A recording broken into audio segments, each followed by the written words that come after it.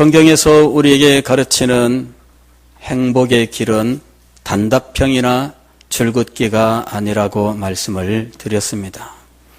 가령 물질의 복을 받으려면 이렇게 해야 되고, 육체의 건강의 복을 받으려면 이렇게 해야 되고, 또 자녀의 복을 받으려면 이렇게 해야 되고, 이런 식으로 일종의 처방전 형식의 이런 축복은 성경이 가르치고 있는 바가 아니라고 말씀을 드렸습니다. 성경이 우리에게 가르치고 있는 참된 복은 언약의 복입니다. 언약의 복이라고 하는 것은 하나님과 인격적 관계를 맺은 인격적인 신앙의 관계를 의미하는 것입니다. 하나님이 우리에게 기쁨으로 행할 수 있는 언약을 우리에게 주셨습니다. 그리고 우리가 기쁨으로 그 언약을 순종할 때 하나님께서는 생명의 복을 허락해 주신다고 말씀을 하셨습니다. 아울러서 지상에서는 우리가 성령으로 말미암아 하늘에서 받게 될 이 생명의 복을 맛보며 살게 되어 있는데, 그것은 하늘에서 맛보게 될 생명의 복과 본질에 있어서는 동일하나, 그러나 그 절대적 양에 있어서는 비교가 되지 않는다고 말씀을 드렸습니다. 우리는 이와 같은 성경의 축복관을 근거로 해서 지난주에 복된 하나님의 사람에 대하여 생각을 한 겁니다. 예수님께서는 산상수훈의 말씀의 제일 처음에 복된 사람에 대해서 말씀을 하셨는데, 우리는 이것을 팔복이라고 말씀하고 있습니다. 8가지의 복인 것으로 생각하기 쉽지만, 그러나 실상은 그 복되고 영광스러운 8가지 모습에 대해서 말씀하고 있는 것이었습니다. 예수님께서는 복이 있도다 하시면서 8가지로 감탄하시는 형식으로 그 복된 존재에 대해서 말씀을 하셨던 것입니다. 우리가 오늘 읽은 시편 1편의 말씀은 복 있는 사람은 이란 말로 시작합니다. 마치 서술형의 서술문의 주어처럼 되어 있지만, 그러나 본래 이 말은 복이 있는 사람이여 라는 감탄 형식으로 되어 있는 것입니다. 즉 예수님께서 복이 있도다 심령이 가난한 자여 라고 하셨을 때, 이와 같은 말씀의 형태의 원형은 시편 1편에 있는 겁니다. 복 있는 사람은 악인들의 꾀를 따르지 아니하며, 즉 복이 있는 사람이여 이렇게 감탄하면서 그는 악인들의 꾀를 따르지 아니한다. 그는 죄인들의 길에 서지 아니한다. 그는 오만한 자들의 자리에 앉지 아니한다. 그는 오직 여호와의 율법을 즐거워하며 그의 율법을 주야로 묵상한다. 이렇게 되어 있는 것이죠.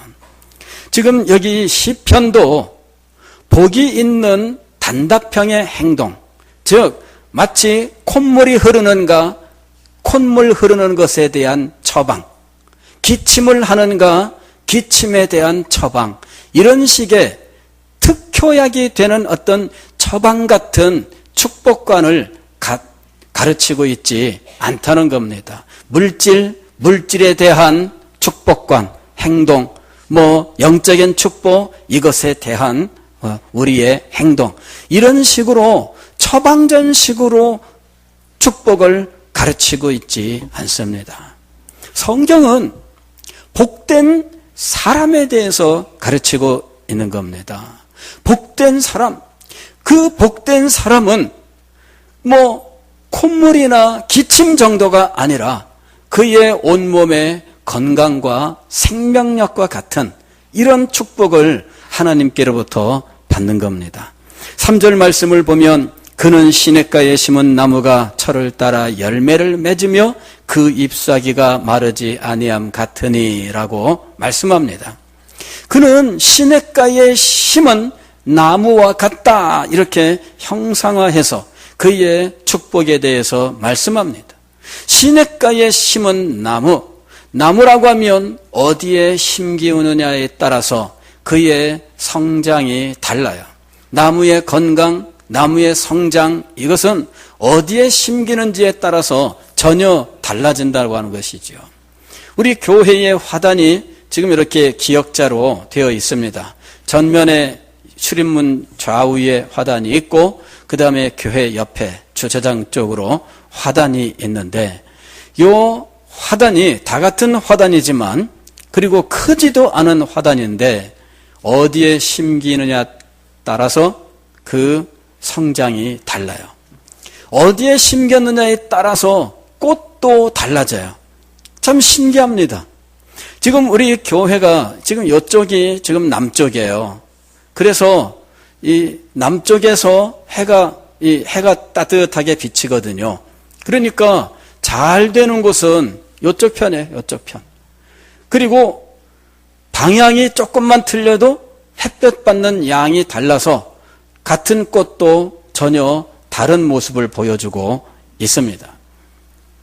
그래서 화단을 관리할 때 햇볕을 많이 필요로 하는 꽃과 나무는 주로 저쪽 모퉁이 쪽에 몰아서 심어놔야 돼요. 거기가 햇볕이 많이 드는 곳이에요.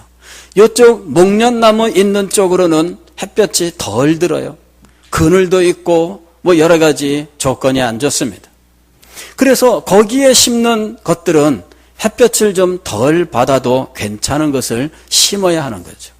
위치에 따라서 나무는 그 성장과 그 건강과 그 생명력이 달라집니다. 꽃도 그가 심겨있는 위치에 따라서 전혀 달라지는 거예요.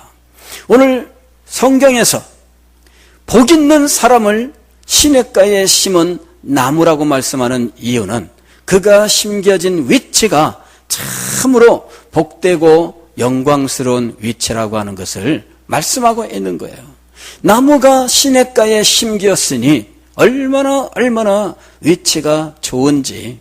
그래서 이 나무는 그로부터 철을 따라 열매를 맺고 가물어도 이 나무는 그 잎사귀가 늘 푸르를 수밖에 없다는 것이죠. 자, 이와 같은 시냇가에 심은 나무의 복된 모습을 이렇게 설명합니다. 그가 하는 모든 일이 다 형통하리로다. 즉 시냇가에 심은 나무라고 하는 것은 그가 하는 모든 일이 형통한 것을 설명하는 거예요. 즉 콧물의 특효 처방, 기침의 특효 처방 이런 식이 아니라 기침도 또 콧물도 아니 그 몸의 면역력, 생명력 그 자체에 대하여 축복하는 거. 이 방식이 성경이 우리에게 가르치고 있는 축복의 모습이라는 것입니다. 그래서 복이 있는 행동 하나, 내가 목표하는 그 하나의 복을 목표로 하고 그 복을 얻기 위한 하나의 행동이 아니라 전체적인 복을 위한 전체적인 인간, 바로 이것이 성경이 가르치고 있는 축복관이라고 하는 겁니다. 1절과 2절의 말씀이 바로 이런 사실을 우리에게 설명하고 있습니다. 복이 있는 사람이여 하면서 5가지로 이야기하죠. 첫째는 악인들의 꾀를 따르지 않는다. 이거죠. 악인들의 꾀, 이것은 생각입니다. 생각. 또 죄인들의 길에 서지 아니하며, 이것은 그의 행실입니다.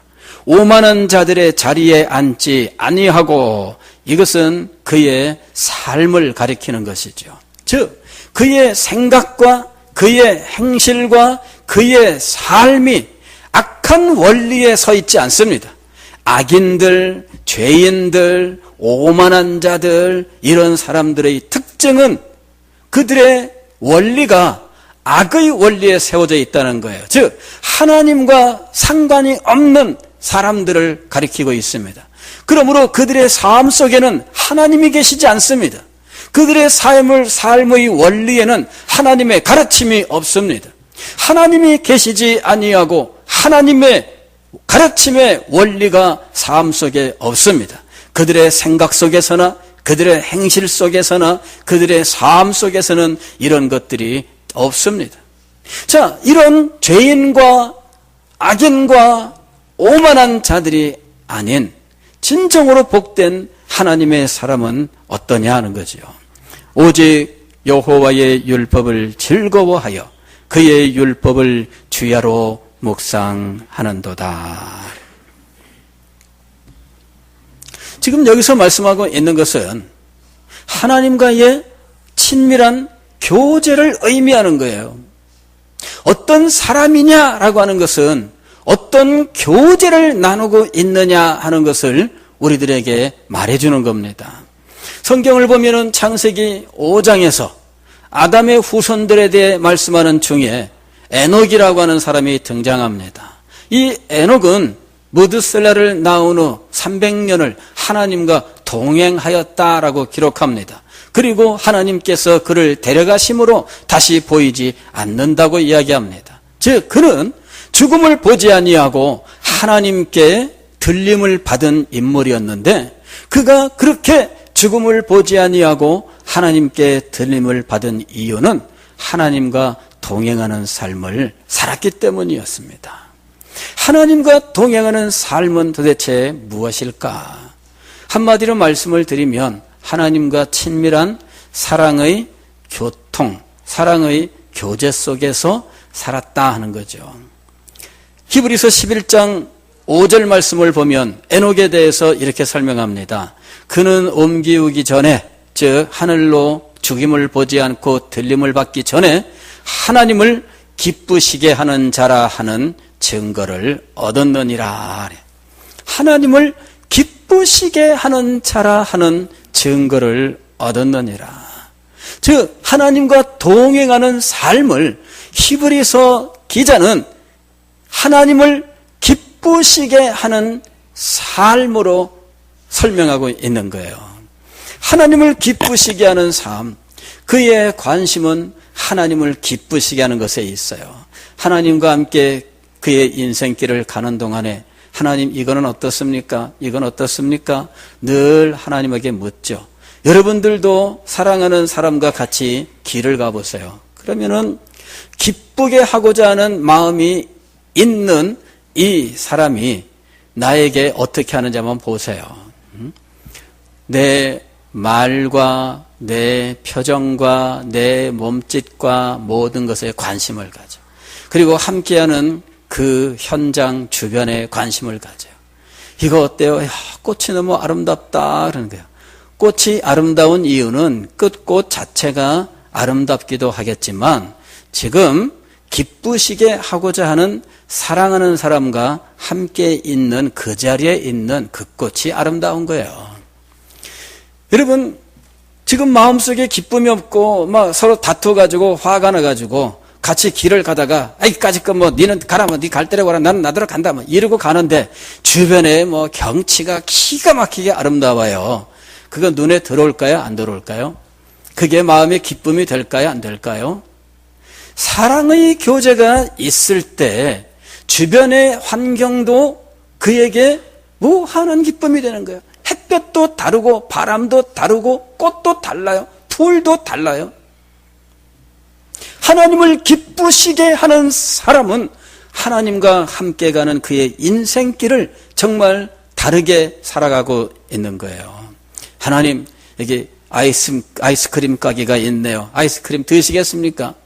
그죠? 사랑하는 사람에게 하나하나 다 물어봐. 아이스크림 어때? 저기 오뎅 어때? 호떡 어때? 뭐 길 가면은 다 묻습니다. 왜? 기쁘게 하고 싶어서. 성경은 두 사람의 뜻이 의합지 아니하고셔야 어찌 동행하겠으며 그랬습니다. 뜻이 의합지 아니하고서야, 즉 두 사람의 뜻이 합쳐져야 길을 동행할 수 있다는 거예요. 하나님과 뜻이 합쳐져 있습니다. 하나님과 사랑이 합쳐져 있습니다. 이렇게 하나님을 기쁘시게 하기 위하여 그에게 필요한 것이 무엇인가? 히브리서 11장 기자는 6절에서 이렇게 이야기합니다. 믿음이 없이는 하나님을 기쁘시게 하지 못하나니. 기본적으로 그의 마음속에 하나님께 대한 믿음이 있어야 돼. 그리고 하나님께서 믿는 자에게 주시는 성령을 통하여 그는 하나님의 사랑을 한량없이 체험하면서 하나님께 대한 사랑이 그의 영혼 속에서 솟아나는 거예요. 하나님의 사랑이 나를 강권하시는도다, 사도 바울이 이야기합니다. 하나님의 사랑이 그에게 부어지고 그에게로부터 하나님을 향한 사랑이 솟아나옵니다. 그래서 그는 하나님과 동행하는 삶을 사는 거예요. 이렇게 함께하는 이 연합하는 모습, 서로 친밀한 교통 가운데 살아가는 모습, 바로 이것이 정말 참된 복의 모습이라는 거예요. 옛날에 교부 어거스틴은 지복을 누리는 삶에 대하여 뭐라고 이야기했느냐 하면, 참된 행복이며 행복 그 자체이신 하나님과 연합하는 것이야말로 지복, 행복이라는 거죠. 하나님으로부터 멀어지면 멀어질수록 행복은 점점 변질되어 가는 거예요. 하나님에게 가까이 가면 가까이 갈수록 행복은 더욱더 순결해지고 더욱더 충만하게 되는 겁니다. 그래서 하나님을 가장 가까운 곳에서 모시고 살아가는 이 삶을 안식이라고 불렀던 거예요. 안식이라고 하는 것은 우리의 영혼과 육체가 완성되어서 하나님을 가장 가까운 곳에서 모시고 살아가는 삶이라, 이렇게 리차드 박스터가 정의를 내린 겁니다. 이게 바로 행복의 삶입니다. 참된 행복이요, 행복 그 자체이신 하나님, 바로 그 하나님과 함께해야 비로소 행복이 우리의 것이 된다는 것이지요. 하나님을 떠나서는 행복이 우리에게 있을 수가 없습니다. 최근에 우리가 유달리 많이 듣는 말 중에 기라고 하는 말이 있죠. 기를 받다, 이런 말이 있습니다. 이래 가지고서는 누가 잘 나가면은 뭐라고 이야기합니까? 그 기를 좀 나눠줘, 그래. 그러면은 기를 줄게, 막 이러는 거야. 아니 이렇게 한다고 무슨 행복해지는 기가 있어가지고 그걸 받으면은 행복해질까요? 누가 성공하면은 이 성공한 사람의 기를 좀 받아봐야지, 이럽니다. 이래가지고 지금 기를 받으려고 하는 사람들이 참 많아요. 그런데 여러분 보세요. 정말 그렇다면 인간들의 불완전한 그런 기를 받을 필요가 없습니다. 정말 행복의 기라고 하는 것이 있다면 행복 자체이신 하나님과 함께하는 것이야말로 참된 행복의 길을 받는 길이라 하는 것입니다. 왜 불완전한 사람에게 찾아갑니까? 그 사람도 성공과 실패가 오고 가면서, 그러면서 그 사람도 이 세상에 덧없이 쓰러지는 한갓 인생에 불과한데, 무슨 최고의 권력자가 되었다고 하여 그 사람의 기를 받으면은 내가 잘 될까요? 최고 권력자도 권불 10년이라. 그 사람도 얼마 후에는 모든 것 다 없어지고 마는 겁니다. 인간이 잠시 잘 될 수는 있습니다. 그러나 그 길을 받아 참된 행복에 이를 수는 없는 거예요. 오직 우리의 행복을 보장하시는 분, 그리고 이 땅에서 우리가 최고의 행복을 누리게 하시는 분은 행복 그 자체이신 하나님밖에 없으며, 하나님과 함께하는 것이 바로 행복을 누리는 길이라고 하는 사실을 기억해야 할 것입니다. 오늘 성경은 하나님과 함께하는 것이 참된 복의 길이라고 가르칩니다. 오직 여호와의 율법을 즐거워하여. 여호와의 율법이란 말로 여호와 하나님을 대신하여 말씀하고 있습니다. 즉 하나님의 율법을 즐거워한다는 것은 하나님을 즐거워한다는 말입니다. 하나님을 즐거워하기 때문에 하나님의 말씀을 즐거워하는 것입니다. 하나님이 싫으면 그 말씀도 싫은 거예요. 여러분, 하나님이 좋으면 그 말씀이 한없이 좋습니다.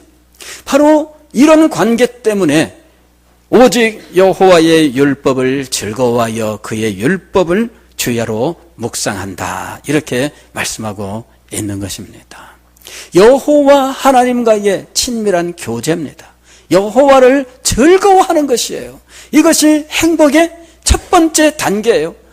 여호와를 즐거워하는 것입니다. 웨스민스터 소위문답 제1문을 보면 인생의 제일 되는 목적이 무엇입니까? 답은 무엇이라고 되어 있느냐 하면 인생의 제일 되는 목적은 여호와 하나님을 영화롭게 하며 그를 영원토록 어떻게 하는 거예요? 즐거워하는 거예요. 즐거워하는 거. 다시 말씀을 드리면은 인생의 제일 목적은 인생의 행복이 되는 거예요. 이게 지금 요리문답에서 우리에게 가르치고 있어요. 하나님을 영화롭게 하는 것이 우리 인생의 제일 되는 목적인데 그것이 하나님을 즐거워함으로 표현되고 있어요. 그리고 그것이 바로 우리에게는 행복의 길이에요. 하나님을 즐거워하라. 그것이 인생의 목적입니다. 그리고 그것이 우리의 행복의 길인 것입니다. 여호와의 율법을 즐거워하여 라고 하는 것은 여호와를 즐거워하란 말이에요. 그리고 여호와의 율법을 주야로 묵상하는도다. 이것이 바로 하나님과 교제의 삶을 살아가는데 매일매일 하루 종일 이 교제의 삶을 살아가라는 말씀이에요. 여러분, 말씀을 묵상하는 과정을 한번 생각을 해보세요. 오직 여호와의 율법을 즐거워하여 그 율법을 주야로 묵상하는도다. 지금 이 시대는 말씀이 기록이 되어서 누구나 다 읽을 수 있는 시대가 아닙니다. 오늘날 우리는 이 성경을 어느 집이나 몇 권씩 가지고 있는 시대죠. 그래서 성경이 용도마다 다 구별되어 있어요. 교회 올 때 들고 나오는 성경 따로 있고 애들 놀 때 찢어발기도록 놓아준 성경 따로 있어요.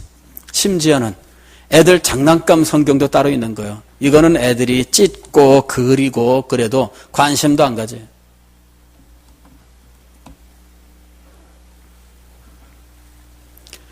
여러분, 이 성경이 기록되던 이 시대는 개인은 성경책을 가질 수 없는 시대예요. 그러면 이 사람들이 성경 말씀을 접할 수 있는 기회는 언제인가? 하나님 앞에 예배 드릴 때, 그때 이 사람들은 말씀을 듣고, 그리고 주로 이 사람들은 말씀을 암송을 했어요. 암송. 이래 가지고 암송한 성경 말씀, 이것을 늘 마음속에 새기고 암송한 성경 말씀을 가지고 묵상을 한 거예요. 그러니까 우리보다 하나님의 말씀에 대해서 훨씬 더 강력한 체험을 가지는 이유가 있습니다. 우리는 성경을 들고 다녀요. 아니면은 성경도 들고 다니지 않아요.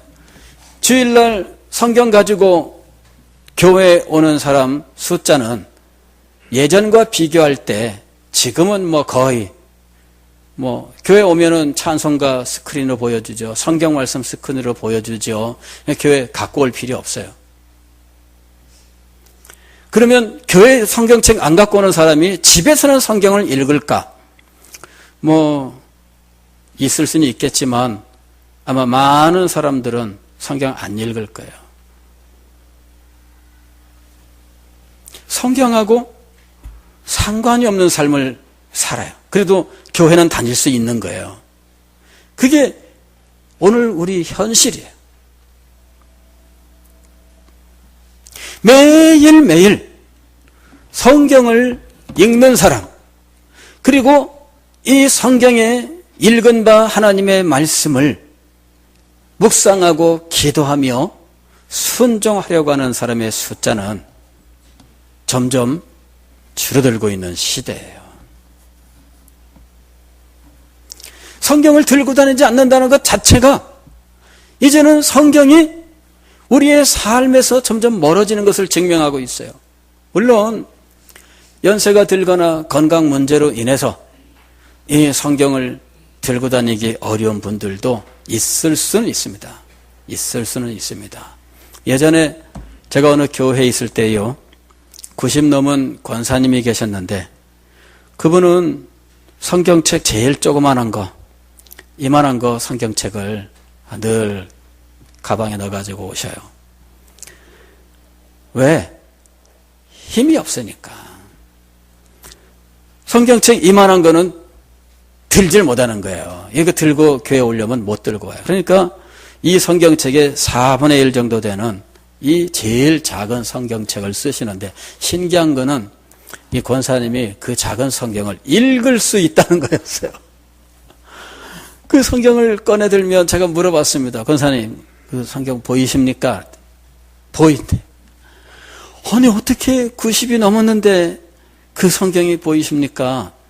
그랬더니, 이 남편이 안과 의사하셨는데, 이 남편분이 하나님께 가기 전에 어느 날 그러더래요.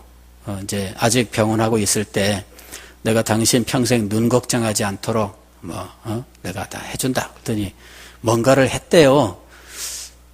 뭔지 몰라요. 이분이 그게 뭔지는 기억을 못해요. 그런데 뭔가를 했다는 겁니다. 그런데 정말 그 후로 수십 년 동안 눈 때문에 고생 안 했다는 거예요. 성경 읽는데 그 작은 걸 읽어요. 저는 안경 벗으면 이게 지금 잘 안 보입니다. 실수를 많이 해요. 근데 세상에 성경책을 들고 다녀요. 아니, 단지 들고 다니는 정도가 아니라 성경을 늘 읽고 묵상을 해요.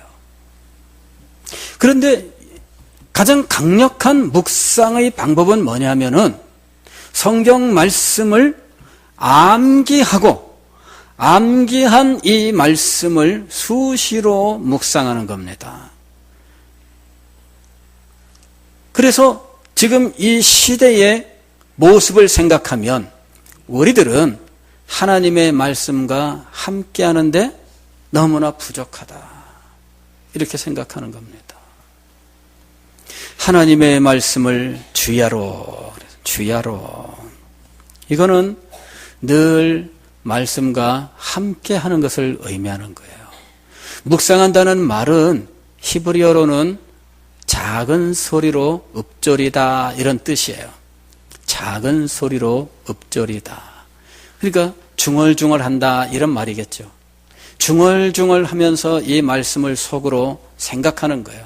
그러면서 자기가 외운 바 말씀을 주야로 중얼중얼 하면서 암송한 거를 중얼중얼하는 거예요. 이렇게 묵상하는 동안에 하나님의 말씀의 깨달음이 있고 그 말씀이 그의 사상을 형성하고 생활의 원리를 형성하는 거예요. 그래서 하나님의 말씀으로 그 사람의 인격이 형성되어 하나님과 교통하는 하나님의 사람이 되는 겁니다. 이것이 복된 사람이에요. 복된 사람. 성경은 복된 행동을 말씀하지 아니하고 복된 사람을 말씀하고 있다는 것입니다. 그리고 이런 복된 사람과 교통하는 가운데 하나님의 은혜를 함께 나누게 되는 거예요. 성도의 교통이 왜 필요합니까? 바로 이렇게 복된 사람과 함께 하면서 그 복된 사람으로부터 감화를 받고 나도 하나님의 사람으로 변화되고 성장해 나가기 때문이에요. 이거는 단지 가서 만짐으로 길을 받는 이런 방식이 아닙니다. 왜 유명 관광지에 가게 되면 어떤 유명한 어떤 것들이 달아서 막 반질반질 빛나면서 달아서 없어지는 경우도 있죠. 어느 조각상은요, 코가 없어, 코가. 왜 코가 없냐 그랬더니 그 코를 만지면은 아들을 낳는다나요? 이런 전설이 있어요. 그래가지고 얼마나 많은 사람들이 가서 코를 만졌는지 코가 없어. 그죠? 어느 관광지에 가게 되면은 유달리 어느 한 부위가 달아서 뺀질뺀질하고 뭐 이렇게 되는 경우들 볼 수 있죠. 그거 왜 그래요? 만져서 그래요. 만져서. 어디 갔더니 말이죠. 이 동상을 이렇게 세워놨는데 요 동상의 인물, 이 인물이 아주 영험한 사람이래요. 그래가지고 그 사람의 그 발을 만지면 복이 온다는 거예요. 이래가지고 사람들이 다 가가지고 발을 한 번씩 만지고 가. 이래가지고 이 동상의 이 발이 뺀질뺀질 막 광택이 나가지고요. 얼마나 번쩍번쩍 빛나는지 몰라요. 예? 여러분 전 세계 다녀보면 그런 일들이 굉장히 많습니다. 만지면은 뭔가 나한테 온다 이런 식으로 생각하는 거죠. 근데 진짜 성경에 말씀하는 것은 뭐냐면 인격의 감화예요. 인격의 감화. 하나님의 복을 받은 사람, 하나님과 친밀한 교통 속에서 신령한 세계를 가지고 있는 사람과 교통을 나누게 되면 그에게 인격의 감화가 있어요. 영적인 감화가 있어요. 이건 눈에 보이지 않는 겁니다. 손으로 만지는 것이 아니에요. 그에게 마음과 마음으로 영과 영으로 전달되는 것입니다. 이런 감화 속에서 그가 하나님의 사람으로 새롭게 도전을 받고 그와 같은 삶을 살아가면서 하나님으로부터 복된 사람이 되는 은혜를 입게 되는 겁니다. 성경은 단답형이 아닙니다. 처방전이 아닙니다. 성경은 인격, 우리 자신들이 하나님 앞에서 어떤 존재가 되어야 하느냐를 말씀하고 있는 겁니다.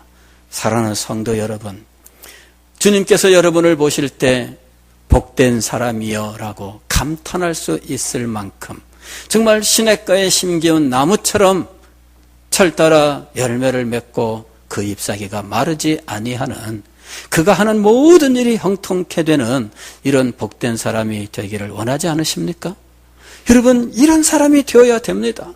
이런 사람이 되어서 늘 행복에 거론되시는 하나님과 함께하면서 행복 그 자체를 누리는 자리에 나아가는 것, 바로 이것이 성경이 우리에게 약속하고 있는 참된 행복인 것입니다. 이 행복을 받아 누리시는 복된 사람이 되시기를 주의 이름으로 축원합니다.